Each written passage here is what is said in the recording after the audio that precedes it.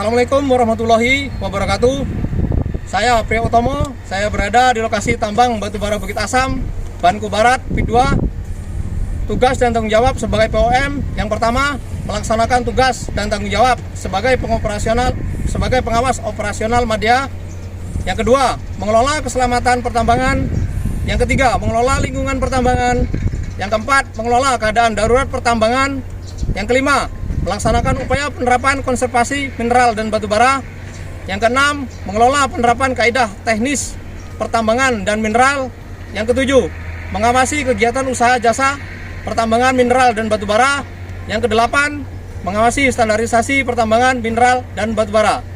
Sedangkan di Kepmen ESDM nomor 1827K/30/Men/2018 terdiri dari 8 lampiran. Lampiran pertama, pedoman permohonan evaluasi dan atau pengesahan kepala teknik tambang, penanggung jawab teknik dan lingkungan, kepala tambang bawah tanah, pengawas operasional, pengawas teknis, dan atau penanggung jawab operasional. Lampiran kedua, pedoman pengelolaan teknis pertambangan. Lampiran ketiga, pedoman pelaksanaan keselamatan pertambangan, keselamatan pengelolaan, dan atau pemurnian mineral dan batubara. Lampiran keempat, pedoman penerapan sistem manajemen keselamatan pertambangan mineral dan batubara. Yang kelima, pedoman pelaksanaan pengelolaan lingkungan hidup pertambangan mineral dan batubara. Lampiran keenam, pedoman pelaksanaan reklamasi dan pasca tambang serta pasca operasi pada kegiatan usaha pertambangan mineral dan batubara. Yang ketujuh, lampiran ketujuh, pedoman pelaksanaan konservasi mineral dan batubara. Lampiran ke-8, pedoman kaidah teknik IUJP dan evaluasi kaidah teknik IUJP. Terima kasih. Semangat pagi, utamakan keselamatan. Yes.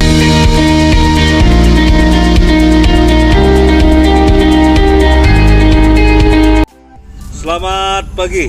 Assalamualaikum warahmatullahi wabarakatuh. Salam sejahtera. Saya Yudianto dari PT Bukit Asam Kreatif. Saya akan memaparkan mengenai masalah kecelakaan tambang. Bahwa perusahaan atau inspektur tambang tidak serta-merta menjustifikasi suatu kecelakaan yang terjadi di tambang adalah kecelakaan tambang. Namun harus sesuai dengan ketentuan perundang-undangan yang berlaku.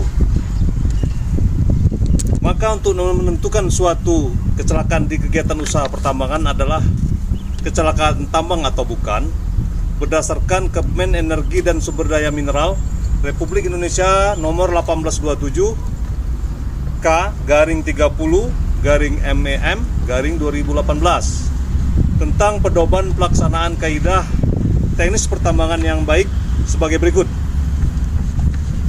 Pertama adalah benar-benar terjadi, tidak diinginkan atau direncanakan dan tidak ada rekayasa tanpa unsur kesengajaan.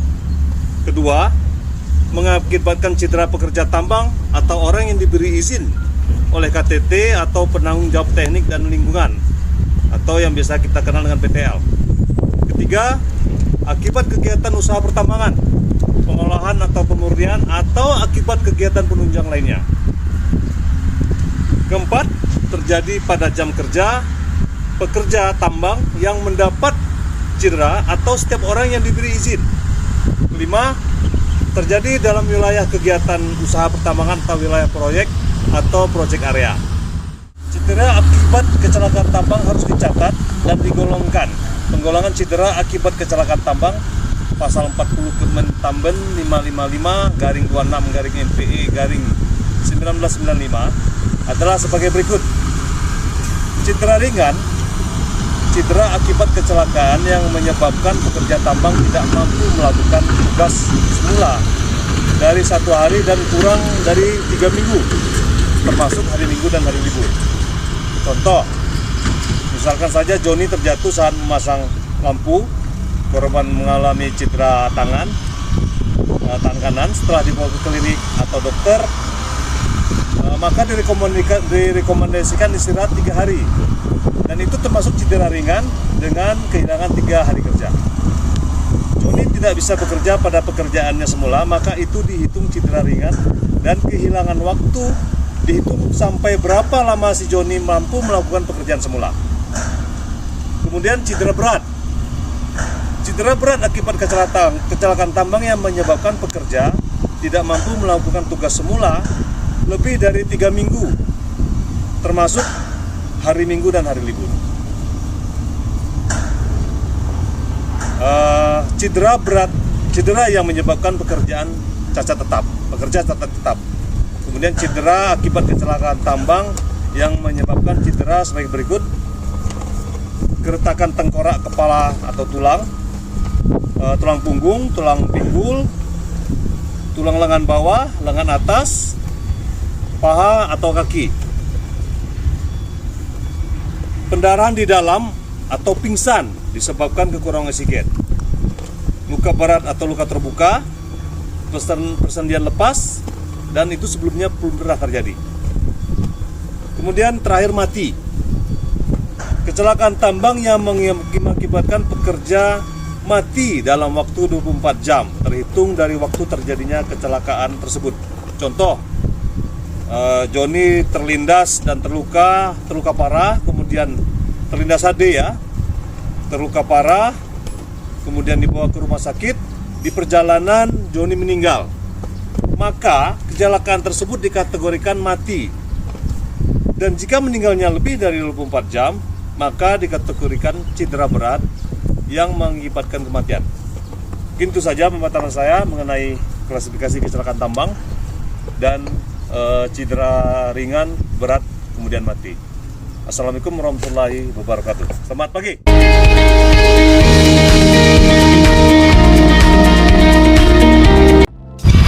Assalamualaikum warahmatullahi wabarakatuh. Perkenalkan, nama saya Sinjat Miko. Saya bekerja di PT Permata Enim Lestari yang bertempat di Tanjung Enim, Sumatera Selatan. Pekerjaan saya sehari-hari adalah pelumasan bearing puli. Adapun yang ingin saya sampaikan adalah tentang cedera. Cedera dibagi menjadi 3, yaitu cedera ringan, berat, dan mati. Cedera ringan merupakan apabila pekerja tersebut tidak dapat masuk bekerja dalam jangka waktu 1 hari atau di bawah 3 minggu. Yang kedua, cedera berat yang apabila pekerja tidak dapat bekerja lebih dari 3 minggu. Antara lain seperti keretakan tulang tengkorak, patah, pingsan, itu termasuk cedera berat. Dan terakhir adalah mati atau meninggal dunia. Walaupun dalam keadaan lebih dari 2 kali 24 jam masih disebut dengan mati dalam keadaan kecelakaan tambang. Sekian, terima kasih. Wassalamualaikum warahmatullahi wabarakatuh. Assalamualaikum warahmatullahi wabarakatuh. Baiklah, nama saya Sinjat Miko. Saya berasal dari PT Permata Enim Lestari di wilayah kegiatan usaha pertambangan di Tanjung Enim, Sumatera Selatan. Saya akan merangkai kriteria kecelakaan tambang. Yang pertama, kecelakaan tambang benar-benar terjadi dan tidak ada rekayasa. Kedua, mengakibatkan cedera pekerja tambang atau orang yang diberi izin oleh KTT. Dan yang ketiga, akibat kegiatan usaha pertambangan. Yang keempat, terjadi pada jam kerja. Dan yang kelima, terjadi di dalam wilayah kegiatan usaha pertambangan. Demikian, terima kasih.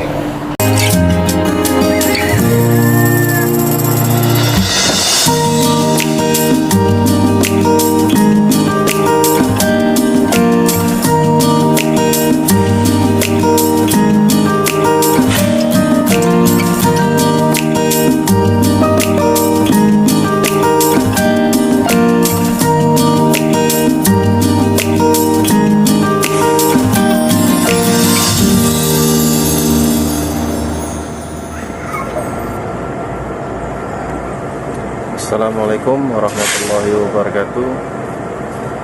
Semangat pagi. Perkenalkan, nama saya Dedi Iskandar dari PT Kereta Api Logistik UPT Banjarsari Merapi sebagai Kepala Unit Pelaksana Teknis di Banjarsari dan Merapi. Saya mendapatkan tugas dari asesor untuk membuat video tentang masalah 5 kriteria kecelakaan tambang. Untuk perkenalan, sekarang saya berada di lokasi Ciwi Banjarsari yang bertepat di Desa Arahan, Lahat. Baiklah, saya akan menjelaskan 5 kriteria kecelakaan tambang, yaitu 1. Benar-benar terjadi, tidak diinginkan tanpa rekayasa. 2. Mengakibatkan cedera pekerja tambang atau orang yang diberi izin oleh KTT. 3. Akibat kegiatan usaha pertambangan dan penunjang lainnya. 4. Terjadi pada jam kerja atau setiap saat untuk orang yang diberi izin KTT. 5. Terjadi di dalam wilayah kegiatan usaha pertambangan atau wilayah proyek. Dari 5 kriteria tersebut, semoga kegiatan operasional di lapangan tidak terjadi kecelakaan dan selalu mengutamakan keselamatan dan produktivitas. Semangat pagi, salam safety.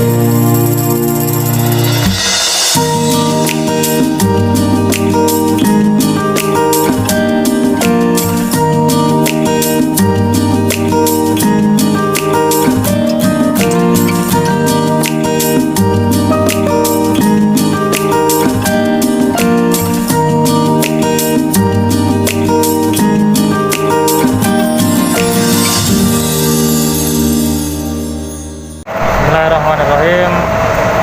Assalamualaikum warahmatullahi wabarakatuh. Semangat pagi. Mana saya akan melaporkan dari stop file BAU yang berada di pinggir Sungai Musi.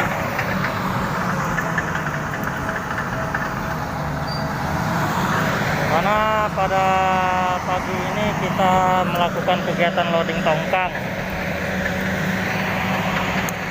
Dan juga sebentar lagi kita akan bongkar kereta.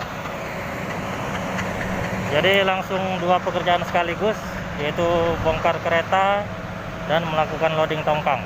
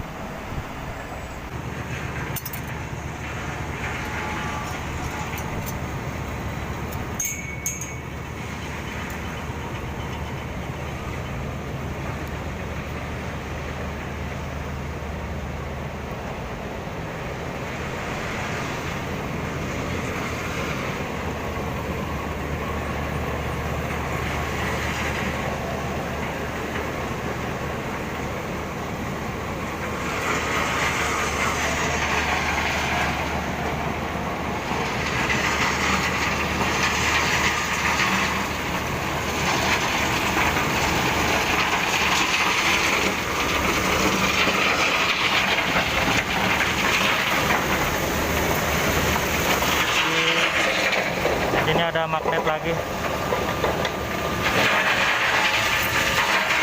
Oke.